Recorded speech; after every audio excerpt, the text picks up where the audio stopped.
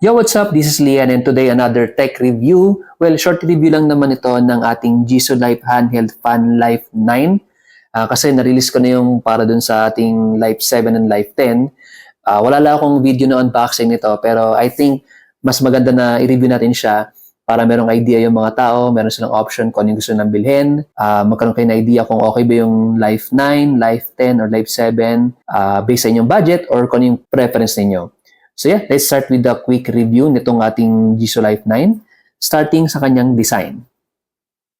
Yung design talaga niya is very modern and slick. Kulay pa lang parang angangasa, para siyang, for me, para siyang yung jet na vacuum ng jet or yung mga aeroplano. Okay, so sa harapan, meron tayong fan.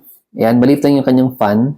Tapos below ng ating fan, meron tayong yung kanyang speed indicator, yung ating speed/power button. Sa kanyang handle, yan, very magandang grip niya. Tapos maliit lang din siya. Nito nakalagay ating chipset and yung ating battery. Nandito sa gilid yung ating power switch toggle. So power on and off. So ito yung kanyang safety lock para hindi siya na-accidentally na napipress yung power niya. Other side naman, ito yung ating rear or yung ating air inlet. Below ng ating air inlet is yung ating USB Type-C na port for charging at yung ating lanyard below.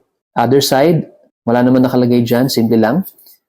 Sa lalim niya, plain lang siya pero meron siyang rubber para hindi siya gagalaw-galaw or stable siya pag nakatayo na siyang ganyan. Hindi siya, hindi siya wobbly at hindi mo siya basta-basta magagalaw since medyo sticky yung kanyang rubber. At sa taas naman, plain and simple lang din naman. Next, check natin kung ano yung itsura niya pag nag-charge. So dito sa likod niya, nandito yung ating USB charging port. Lalagyan nyo lang dito yung ating cable. So ang tanong, paano nyo malalaman kung nag-charge siya, kung fully charged na, or kung anong status niyan? Sa harapan, nandito yung ating LED light indicator, flashing yan kapag ka nag-charge. So yan yung itsura niya pag nag-charge siya. Next naman is i-check natin yung kanyang performance. Meron din siyang 5-speed when it comes sa kanyang power. So para ma-check natin, i-on nyo lang yan. Then, let's press na itong ating power button or speed button. Yun. So, pag pinindot ninyo, meron siyang ilaw doon. So, ito yung ating speed number 1. Speed number 2. Speed number 3. 4. And 5. Then, lastly, mag-off na siya. Okay, next, magkaroon tayo ng visual presentation pagdating sa kanyang fan speed. Andito naman yung ating makapangyarihan na tissue. Ayan. So, let's try number 1. Number 2. Number 3.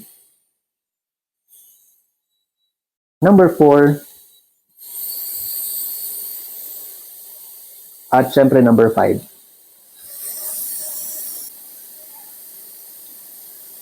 Since long barrel itong Life 9, kung makikita ninyo, mas focus yung hangin niya papunta sa harapan, parang mas direct.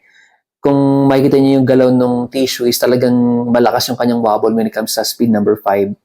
So, doon pa lang may idea na kayo kung gaano kalakas or paano yung routing ng air ng Life 9. Overall, for me, napakaganda nitong Jisoo Life Handheld Fan Life 9. Design niya, very slick. For me, gustong-gusto ko yung design nitong Life 9. Sa kanyang performance, napakaganda. Take note, maliit yung kanyang fan, pero yung kanyang performance is talagang mind-blowing, mabilis at malakas talaga yung kanyang fan. Sa kanyang weight, very light. Sa kanyang size, ayan, kung makikita niyo sa kamay ko, kasyang-kasya siya. Kasyang-kasya siya sa mga maliliit na mga bag. And yun nga lang, medyo maingay siya pero hindi naman siya big na deal. Is a deal breaker para sa Life 9. Kung gusto niyo ng mga mas maliit or mga very portable na fan, nandito ang Life 9 para sa inyo. And that's our short review para sa ating Jisoo Life Handheld Fan Life 9. Sana na-enjoy ninyo itong ating video, nagkaroon kayo na idea kung ano yung, mas gusto niyo bilhin. Kung nagustuhan nyo, you can like the video, share the video, leave kayo ng comments below, subscribe na rin kayo. And as always, stay chill!